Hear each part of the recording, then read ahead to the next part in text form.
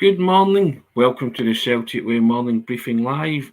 I'm Tony Haggerty at Haggerty10 on the Twitter handle. It's another happy Monday, and I'm joined today by Aidan Macdonald at Aidan C. Macdonald on the Twitter handle. Good morning, Aidan. How are you? I'm good, Tony. How are you? Good. Good weekend. Yeah, it was pretty good. The result helped. Did you have reasons to be cheerful? 1, 2, 3. Yeah, I bet you did. Something like that, I would say, yeah. Something like that. Indeed, another Celtic Dar reference there, there you have it. Anyway, before we do anything, I'll just direct you to the ticker tape running along the bottom. You know what I'm going to say. Subscribe to the Celtic Way and support top quality football journalism covering the club you love, and it'll cost you £2 for 2 months for unlimited access to everything that's written on the website. We've had some wonderful stuff on the website over the weekend. All for the click of a button, guys. www.celticway.co.uk/subscribe. That's www.celticway.co.uk/subscribe. And we also say thank you to SENECA. And as you know by now, SENECA are the leading hair transplant company in Europe, and they do all sorts of innovations. And you can read more about SENECA via the links on the website and under this podcast. So we say thank you to SENECA, and we say thank you to everybody that's already subscribed to the Celtic Way. Ladies and gentlemen, it was a wonderful weekend, Aidan. Celtic season was supposed to be on a sugary peg, going to Tynecastle to face Hearts. Didn't turn out that way, did it, Aidan? No, it didn't. It was a very kind of accomplished and dominant performance given the pressures going into the match. I think maybe even though Celtic have been playing well, I think it was fair if you were a wee bit nervous going into it, given playing away at Tynecastle Scottish Cup quarter final being such an important game. But no, the team equipped themselves really well and was sort of a really comfortable game in the end, Tony, to be honest, particularly after the first half performance. It took us all of 2 minutes, Aidan, to find our stride. A wonderful goal, wasn't it? Jota scampering away down the wing and Aaron Moy's finish. Clinical, Aidan. And after that, I thought, well, I actually thought, okay, Celtic are in the mood. How many is it going to be? And I thought my 4-1 prediction was looking good, Aidan, even at that point. But yeah, 3-0 win, goals from Moy, Jota with Kyogo with his 26th, and Cameron Catlavickers with his first goal of the season. But as you say, it was really dominant, wasn't it? Clinical and professional are the two words that spring to mind for me, Aidan. Yeah, it was, and I think you're quite right to think when that goal goes in early, Tony, that it's going to be a sort of a scud in the end. But no, it was, it was, even though it wasn't one of the highest scoring games of the season, it was just as dominant as a few of them. So apart from that save that Joe Hart made, that I'm sure we'll come on to, Hearts didn't really have a lot to do, and that was not just Hearts not creating a lot, that was Celtic defending really well and also being kind of strong from the front. So, no, yeah, overall, it was really positive. And I think, once again, just to repeat myself, given the pressures of the game, it was a really good performance. John Hill, great performance at it from the start, the usual Celtic style, yes. And you see, maybe not reflecting the scoreline, but I thought it was an Inverness clack and a cudding. You know what I mean? They get a 3-0 scumming. You see the double save from Joe Hart, but the manager would say that's what he's there for. So, Pete McGee, Tynecastle wasn't just comfortable, it was a Celtic enhanced masterclass. We like the word masterclass, don't we, Pete? Outstanding, and we still didn't hit top gear. Yep, Jerry McCann coming in, walking the park, Tony. And yes, decapitated was the kind of buzzword going into that one, wasn't it? Aidan, but there you go. Early goal by Aaron Moy helped away big time, and it was well taken. I thought it was an outstanding technique because it was a great ball in, but it was brilliant. Just the way he controlled it, and goalkeepers get no chance. 2 minutes in, first real attack, Aidan, you're 1-0 up. I think everybody just kind of went and breathe, And Tynecastle is one of those places, Aidan. I refer to it as a bear pit. Or on Friday, and it's a brilliant stadium, brilliant atmosphere. I just, from where I was sitting, and we were right in amongst the Hearts fans, they never get much to get excited about, apart from that double save. But even then, I never really heard that Tynecastle roll that you get. I just thought Celtic quelled them and quieted them down. very quickly, and the midfield just bossed it from start to finish. Yeah, I think obviously that early goal does help just sort of kill the atmosphere, to be honest. I mean, there was a sort of narrative, and it's been the case in the past, to be fair. It's not based off absolutely nothing that Hearts were going to come out the traps quite quickly. And the fact that Moy scores when, just about 2 minutes in, that kind of prevents that from happening. It means that really Hearts just couldn't really get out their own way after that, and they did have that chance, but outside of that, there was very little. And I think any game plan they did have was pretty much ruined by Moy's early goal, which is why it's always such an ideal time to score. And after that, the team just didn't really look back, to be honest. Now, we've spoken about the Moy goal. Let's talk about Kyogo Furahashi's impudent little flick. Tremendous stuff, Aidan. 26 goals for the season. And there's that kind of bit where Andy's got his hands in the air and you can see Robbie Nielsen's face. He's just completely sick because it's right on more or less on the stroke of half time. To me, it's the clincher. It's the goal that wins the game. I think Celtic were very comfortable after that. And I think in that instant, Robbie Nielsen knew it as well, didn't he? Just didn't see his team coming back from that. Yeah, I mean, you'd imagine Nielsen was probably thinking the fact he created so little. When they're obviously 1-0 down, you are still in it to an extent, but when it goes to 2, he probably knew that was pretty much game over. And yeah, it was really after that. But Kyogo, everything about that goal was excellent. Another assist for Alistair Johnston, a really good cross from him. And then the flick was superb. It was one of those goals that every time you see it gets better. The sort of classic Kyogo run across the face and the way he just flicks it in was so satisfying. And you're only doing that if you're playing with a lot of confidence, which obviously Kyogo is. As you touched on, 26 goals for the season there, and it's feasible that he's probably going to get 30 or at least over that now, Tony. Just given it feels like he's scoring pretty much every other game at the moment. So yeah, it was great to see him continue getting on the score sheet, and yeah, he was definitely one of the best performers on the weekend. Now, Michael Ross says here, what does he say? Let me get this up. It was like swatting an irritating flyaway. Michael Ross has obviously read my big match verdict because I said that, and I put it in the comments, guys. I said it was like swatting an irritating flyaway on a window with the newspaper. I said, even take that. And I think that's what Celtic did. And I think we'd have to mention Joe Hart's double save. Tremendous the way he got low down to his left and then to punch the ball away. And that was it. That was Hart's resistance. That was the moment that they had. That goes in. It might have been different, but coulda, woulda, shoulda. It didn't. And the goalkeeper's there to stop those kind of shots going in, Aidan, and I thought he did really well. Yeah, it was a really good save from Hart. I mean, there's maybe been a couple of games recently and Hart's been getting a wee bit of criticism, not necessarily for his shot stop and more for his distribution, but which I thought actually was quite good when it had to be at the weekend. But yeah, he made a strong save there on the second one as well. He's very brave diving in like that. He did get a bit of a kick, which he sort of bounced back up and made clear to the referee that he wanted to know why that wasn't a foul, which you like to see as well. It's important to have that edge. But yeah, no, it was a really good save by Joe Hart and a really, really important one.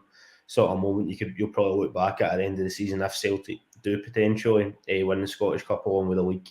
That was a key moment in the match, or a key moment in the season, sorry. Don't mention the treble, Aidan. Somebody mentioned it to the manager and he said we're focusing on Hibs. It's not allowed. Gary McDowell says should have been a foul on Hart. I think it's understandable that the Celtic fans are hoping that they can complete the domestic clean sweep. They're watching a team, at times when they play in their own song, it's poetry in motion. So it's understand that they're maybe getting slightly ahead of themselves, but listen to the manager. Hibs, we've got Hibs, mate, and then we'll concentrate on getting after the international break and bursting through the tape. He said, heading for the finishing line. It was me that said them bursting through the tape the way they're going. So, and he thinks they're a stronger team than they were at the start of the season. And he said they were a good side at the start of the season. So if they're a better side, Aidan, you're confident in what this team can produce under this manager. Yeah, and that once again shows the strength of the recruitment as well, Tony. The fact that everybody, I think, was overall pretty happy with the squad coming out of the summer transfer window. So the fact that Andrew has went and improved that again just shows you how strong we are in that department at the moment as well. Now, here's one Raymond Haddon, and I said this at the time to the person I was sitting beside. the media didn't highlight the penalty claim for Celtic. That's the one when Andy Halliday clattered into Johnson, despite the fact he'd crossed the ball. Now, I've seen one in particular that springs to mind was an award against Celtic at Pittodrie when there was a late challenge by the Celtic fullback. I can't remember who it was at this particular time. Hopefully somebody in the comment section. But Celtic were penalised for that even a while ago. I actually thought it was a penalty because despite the fact that he's got the ball and Andy Halliday's come in and just cleaned them out. So I was asking the question and I thought it could have gone to a VAR decision, but it clearly didn't. So I don't know if you remember at the time it was on Alistair Johnson by Andy Halliday. Were you claiming for a penalty at the time, or did you think? Yeah, it was in the first half, wasn't it, Donny? Yeah. I thought it was a penalty, to be honest. I mean, it probably did become one of those things that people forgot about, just given the performance and Yes. result. But as we mentioned before, that's not really the point. If it's a penalty, No. it's a penalty, regardless of whether you're winning 2-0, getting beat 2-0. Yeah, it did look like one of those ones in the fact that it was just kind of moved on from. I know obviously VAR's checking all decisions, but the fact that it didn't get stopped and the ref didn't get asked to look at the monitor, because it did at the absolute minimum, it looked like something that was worth an extended check rather than just a move on from it sort of thing. But it did look like a penalty to me, Tony, to be honest. But yeah, it was. I think one of the commenters actually saying that it was 1-0. Sorry, I'd said it was 2-0. So yeah, that makes it even more important. It was, in my opinion, it was a penalty based off examples you've seen in this season. Yes. That's the sort of one. I mean, to be honest, even before VAR, it was a pretty strong challenge. You could argue that it's not really something that maybe even needed to be looked at retrospectively, because it was maybe something that should have just been given as a penalty. But yeah, I take it yours the same point of view, Tony. Without doubt. And good old commenters. I knew that somebody would come in, and good friend Steve McGrory's come in and said it was Emilio Izaguirre on McGinn. I remember it now. Just I remember the instant in my head. I knew it had happened. Just the two protagonists I couldn't remember, but yeah, Emilio Izaguirre on McGinn, yes. And it was the exact same incident, and a penalty was given. So that's why I was asking the question Saturday. And as you say, it was at a vital time. It was 1-0 at the time, as the commenters have said as well. So yeah, it could have had a big bearing. Thankfully, it didn't. Now, Aidan, performances, you'll be surprised, or maybe not surprised, to know that most in the player ratings from my good self fluctuated. In fact, most of them got 8s. I can't remember, maybe 1 7, but 2 got a 9. And those 2 that got a 9 were Aaron Moy and Jota. For me, people say Cameron Carter-Vickers should arguably have got a 9, but he fluctuates between Cameron Carter-Vickers 8/9. So, but I just think Aaron Moy, see, good players always make space and have time. And every time Aaron Moy picked the ball up, he just had space and time. And I'm bringing it into the kind of the situation, the context of the game. This was supposed to be a Hearts team who were going to get rattled in about Celtic, and you expected a Hearts team to get rattled in about Celtic. But every time the Celtic midfielder picked up the ball, they had space and time. Just because they were playing round Hearts, they were shunting it. I don't think any player took more than 1 or 2 touches at any given stage in that game, which is why Hearts couldn't lay a glove on them, because it was quick, it was slick, but it was effective. And I thought Aaron Moy he was. I mean, the whole midfield was brilliant, So and Pete McGee, come on, to Tony Hatate was a 9, 9 for that. So it depends what you say, but I just thought Aaron Moy was terrific, and he always had space and time. Hatate was the same, always had space and time. And McGregor, what I liked about McGregor was he's a footballer, Aidan, but he's no slouch in the dark arts department. And when the big man took out the 2 players, Hatate and Kyogo, in the same kind of movement, McGregor went in and cemented somebody right after that. I think it was Hill, and then because he'd a word with Kevin Clancy, and he said, "You've just stood and watched those 2, and 2 getting filled by your man." And so the next thing he did was he cemented somebody, and then he said to Kevin Clancy, "Well, if you're going to let him away with it, then you're not booting me." And I loved that about McGregor, because I thought, excellent, stand up for your teammates. And I kind of noticed that, and I was laughing at the time, and I thought, Clancy better not book him, because he's just watched a guy cement 2 Celtic players and had a word with him. And he didn't. So thankfully let that go. But I liked that about McGregor. Yeah, no, he's definitely sort of got the balance of being a phenomenal footballer, which we've known for years, and also getting stuck in to be unanalytical about it. He's very good at that, and I think you need that in a captain. Scott Brown was also superb at that, but could also play as well. And I think the fact that you've had that sort of continuation with McGregor in terms of how he performs as a captain, that is really important, because you need somebody like that to be going and stand up, because not every player in the team is going to be sort of bouncing straight back up after they get fouled, because it's not in everybody's nature. So the fact that you've got McGregor, I think Alistair Johnson's quite good at that as well, or sort of getting in the opposition's faces. So yeah, no, it's a really important factor. And just on Moy, I think just his understanding of the space and how he uses it around him is phenomenal. I mean, I'm sure he would admit himself he's not the quickest player, or he's not as quick as he was. I mean, he's not slow. It's not like he looks like he's towing a caravan or anything like that. Obviously, like he can still move pretty efficiently, but he's not as quick as somebody like Haggerty or McGregor, because obviously, he is a bit older. He's 32, isn't he? So the way he sort of can just always seems to have an extra yard of space to almost keep up with Haggerty and McGregor, but obviously he's not running as fast as them, so he's only maybe thinking like 2-3 steps ahead, particularly in the opposition midfield, and that he's been such a good signing, Tony. And look, when he did come in, I'm not going to say I was the most excited about him joining, and I think a lot of people are probably the same in that. I know there was a few Australian viewers at the time that were saying, no, he's a real deal, will be a good sign. And I will admit, it probably did take me a wee bit longer to get on board, but since he performed obviously well at the World Cup for Australia, and since then, post that tournament, he's been phenomenal. It's 7 goals as well. It's excellent. I think 7 goals, 5 or 6 assists. So his output's been phenomenal, and yeah, he's probably. I feel with change who's going to be Celtic Player of the Year every single briefing, Tony. There probably is recency bias in it, like a lot of things, but I think he's definitely somebody that's in the discussion anyway for a lot of people, because he's been phenomenal. Pete McGee comes in and he says the way Jota kept looking up to see where Moy was before the perfect cross pass for Moy's finish for the first goal, unbelievable. Yep, I thought Jota was outstanding. I really did. I thought he was excellent. You're seeing signs of the old Jota coming back, Aidan, which is always a good thing and a worry for Scottish opposition.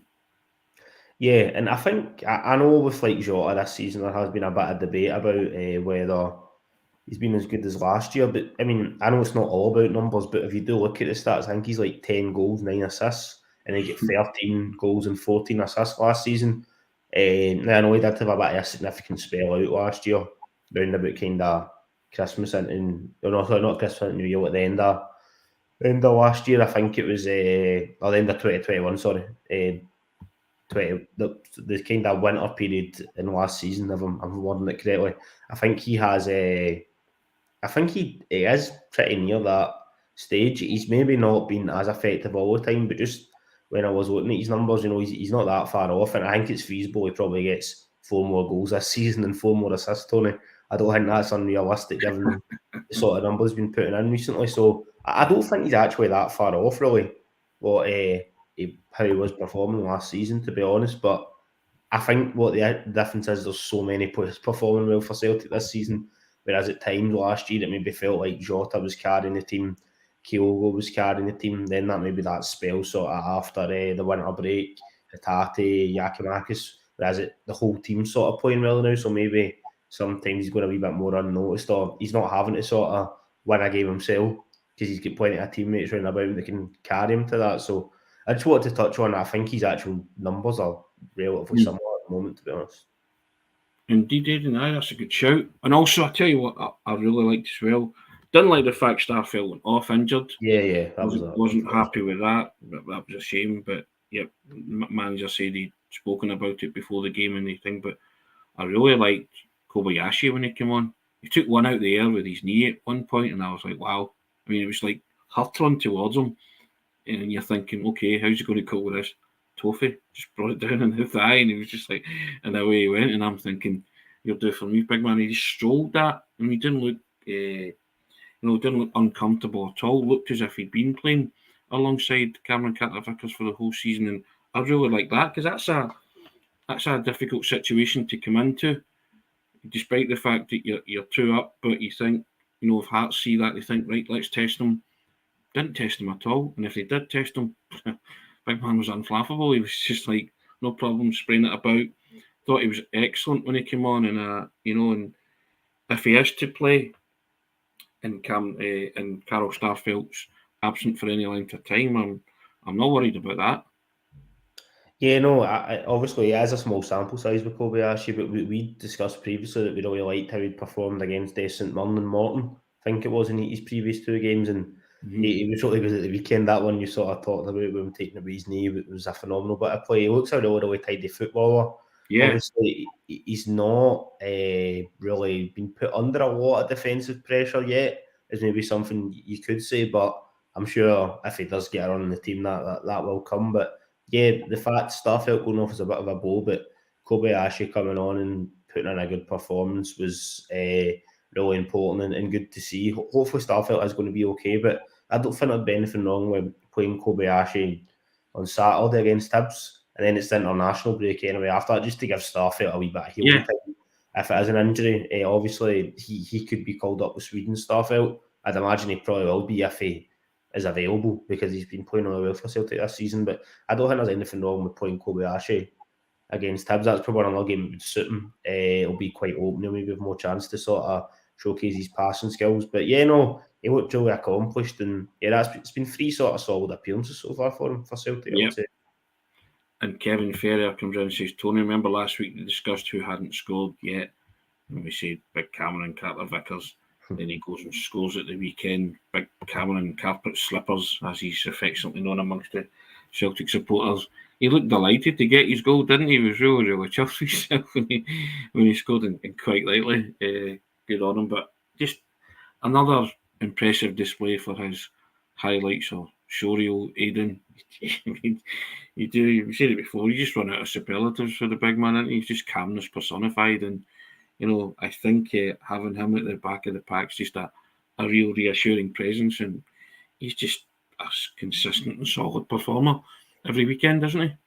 Yeah, it's pretty remarkable how he's just so good all the time, which is a very basic way of looking at it, Tony, but he's probably somebody that you just run out of good things to say at this point, because he's just the performance he puts in are phenomenal, and the fact he was chipping in with that goal as well was good. He did score quite a few goals last season. I think it was 4 or 5, so he'll probably hoping to get a few more. But yeah, he was solid defensively. And he had like one when he sort of miskicked the ball or something that might have just went over the bar. But outside of that, he just I don't know how he can be so consistent all the time. It's phenomenal, and I know obviously like there's maybe been players that have went on from Celtic overall. They've maybe been better players. Virgil van Dijk's probably the sort of one that springs to mind for a lot of people who's kind of went on to be, or he was at one point, one of the best players in the world, not just the best defender in the world. But in terms of like their actual Celtic spell, just focusing on that, I think Van Dijk made a lot more mistakes at Celtic than Carter Vickers has. And his spell, like, without going into it, I think people remember, like, away to Inter Milan and the Europa League, etc., getting sent off and stuff. And Carter Vickers he's phenomenal all the time. He can do everything so well. His distribution is phenomenal.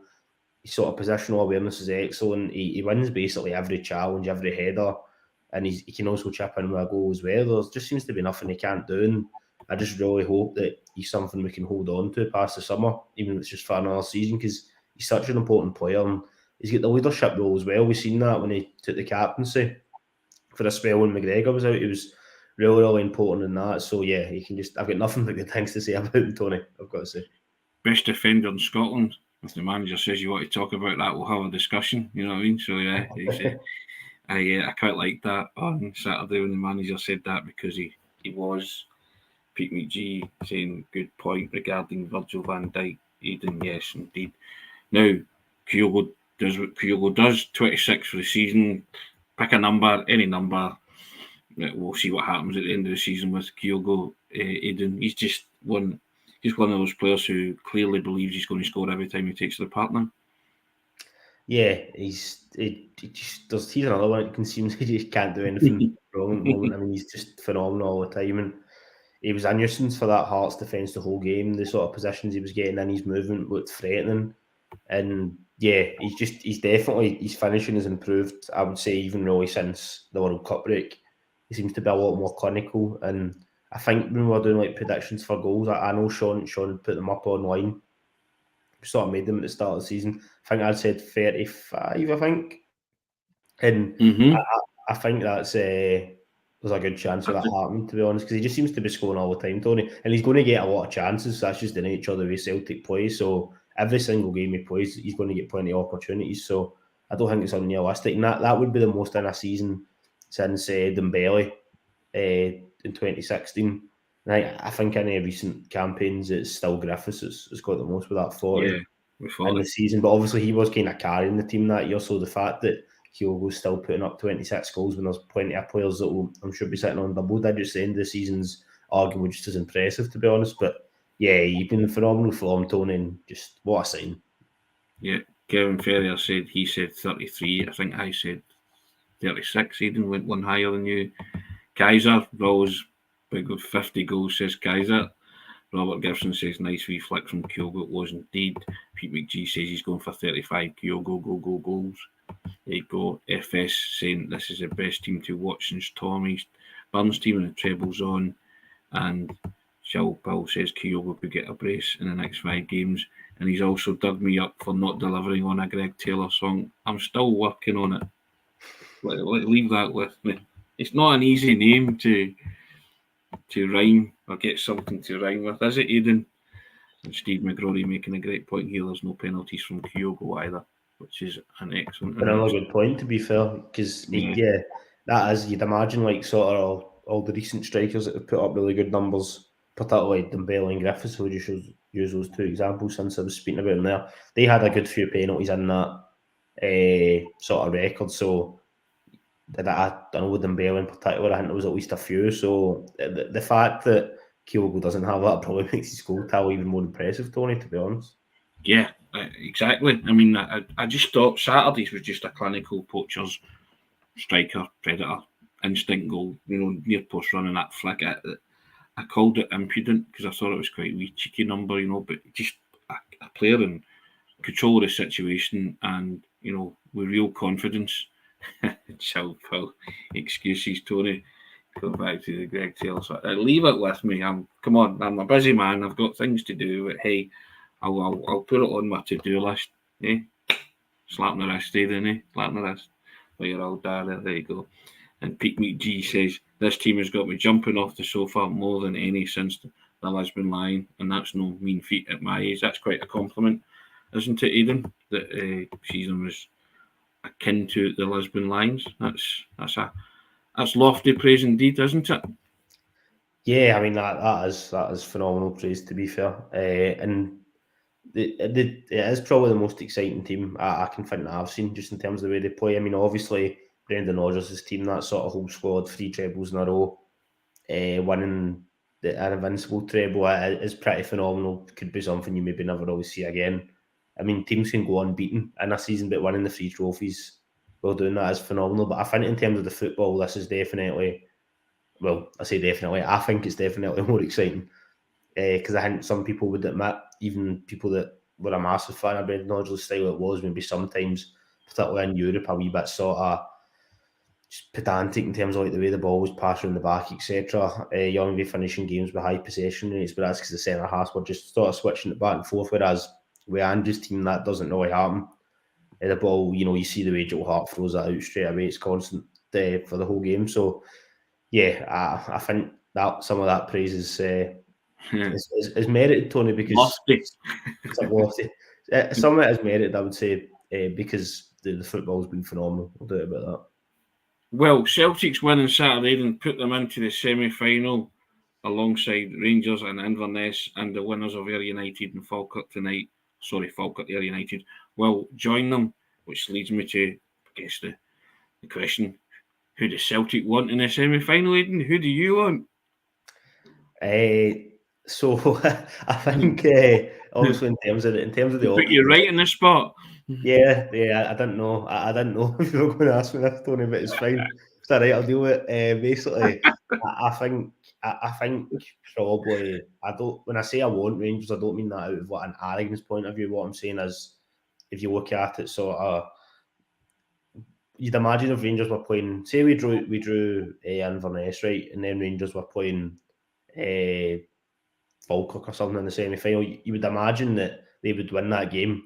So for me, I think you would rather play Rangers in the semi-final, because as much as it would still be a potentially, if Celtic do win the league, obviously, it would be a sort of treble busting game if you were to lose it. You know what it's like with semi-finals. Last season, for example, I mean, it was disappointing, but you didn't look back and go, it's a terrible season because we lost that semi-final to Rangers. And I just think if the pressure it would be on a final, playing Rangers for a sort of treble at stake.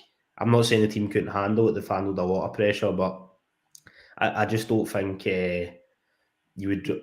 Maybe it's me. Maybe it's just my own anxieties, Tony. I don't think I'd want to play them in a final if it could be avoided. I would accept it if we were to draw Inverness and they were playing Falkirk or Ayr. That obviously it's likely, given the sort of differentiation between all the teams involved, that you would then have to play them in the final. But I think if it could be avoided, I'd much rather play them in the semi, Tony. What do you think is the real question? Kevin Ferrier, Rangers for me, Jerry McCann, Rangers, Pete McGee wants Rangers, Michael Ross wants Rangers. Yep, lots of shouts for Rangers. Here you go. 420 somewhere. I get Rangers out the way. Next. Yeah, I'm of the same opinion. I want Rangers. I always want Rangers in cup games. I want it out the way. And if you're going to have to beat them to win the trophy or whatever, then yeah, as early as possible. I always say that every draw, every cup draw, I'll say take Rangers, because obviously a gauge of where you are as well. And, even if it's early, I just, you want it out of the way. And yeah, I'm all for that. I'm all for playing Rangers. And like you, I think it would be more palatable if you were to lose the semi-final. As you say, you wouldn't dwell on it. You wouldn't stick in your mind. You would dwell on it at the time, I should say. Yeah, but you would get over it. A few weeks, I'd stay over it, Tony. But I think if you were going to a final with the treble at stake and you were to lose that, then it would linger with you all over the summer until you came back. So best avoided. But I would be confident of beating them in either the semi or the final. Not arrogant, just confident, just the way they're playing and the way the manager said that once they get Hibs over, that once they play Hibs and then once you get to international break over, they're heading for the finishing line. And he wants them to finish strong. He always does. So yeah, I think Celtic are in a good position, and whether they get Rangers in the semi or not, neither here nor there. But the draw, I believe, is tonight after the Ayr United. Yeah, it's on BBC Scotland. Yeah, on live on BBC Scotland. So we'll find out tonight. Can talk about it all tomorrow, Aidan. See in terms of who they get. But yes, I think another happy Monday, Aidan. Celtic made light work of Hearts. Scottish Cup at the weekend, 3-0, convincing, commanding, and masterclass of a performance, as one of the commenters said earlier. Have to go along with all of that. But thank you for all the comments, guys, that come in today. Really enjoyed it. Always enjoy Happy Mondays. Aidan himself, I will say it's result dependent, but we've had a few of these Happy Mondays now. We're getting used to it. We're enjoying it, but we take it one Happy Monday at a time. You know what I mean? But there you go. Now I'll just direct you all again to the ticker tape running along the bottom. You know what to do. Hit that button, www.celticway.co.uk/subscribe. It costs you £2 for 2 months of unlimited access to everything that's written on the website. And over the weekend, you might have read it or not, but a wonderful feature on Lou McCarry and the work that he does for the homeless. I'll put it in the comment section here if you didn't read it. It's worth the read, guys. And there's also a bit where he talks about Jock Stein being the best manager he ever played for. I'll put both of these in the links, and they're worth the read. You agree with that, Aidan? Yeah, I had a Lou McCarry one in particular. I would definitely recommend people have a look at. Obviously, the work he's sort of doing is well publicised, but I think there's maybe a few wee things there that people didn't know. So I would definitely give that a read if you can. And the story about Stein as well is superb. So Yeah, no, that was a good bit of journalism from yourself there, Tony. That's very kind, Aidan. You're only as good as the person you're speaking to, and a wonderful man. And he gave me about an hour of his time, and it was just it was an education. And you come, there are times when you leave a phone call with talking to somebody, and you just say, "Wow." And that's an interview that I put out on Twitter yesterday. I said it'll live with me forever. Just speaking to him, the humility and the compassion, and just the way he just wants to help. He's been doing it for 7 years now, and big up to him. It's a subject close to my own heart, and it's a subject that's very close to his, clearly, and he's did something about it. So big up to Lou McCarry. But if you wanted to read those guys, it's there. I put them in the comment section. It's well worth it. It's and go and see the inspirational work that Lou McCarry does with the homeless and how he feels about the legendary Jock Stein. You won't be disappointed. Let's put it that way. Thank you, Aidan, for your contribution today. Excellent. Really enjoyed that. 35, 36 minutes just flies in, doesn't it? It's just these happy Mondays, Aidan. You can't beat it. It's brilliant, right? But and we also say thank you to our sponsors, SENECA and the Celtic Way Morning Briefing is now sponsored by SENECA Medical Group. And as you know by now, SENECA are the #1 hair transplant company in Europe, and they offer innovative hair restoration treatments. And you can find out more about SENECA via the links in the description of this video. Hope you've enjoyed today, guys. It's always good when Celtic win, isn't it? Celtic on to the semi-final. Don't mention the treble. Hibs next. That's all. One game at a time, Tony. One game at a time. Exactly. That's exactly how we do it. That's exactly the way the manager wants it done. So who are we to question that? But thanks, Aidan. Thank you, guys. Have a wonderful Monday. Happy Monday as always. We'll see you hopefully for a terrific Tuesday. Goodness knows what we'll talk about tomorrow, but we'll worry about that tomorrow, Aidan, won't we? Never a dull day talking about Celtic. Take care. All the best. Cheers, guys.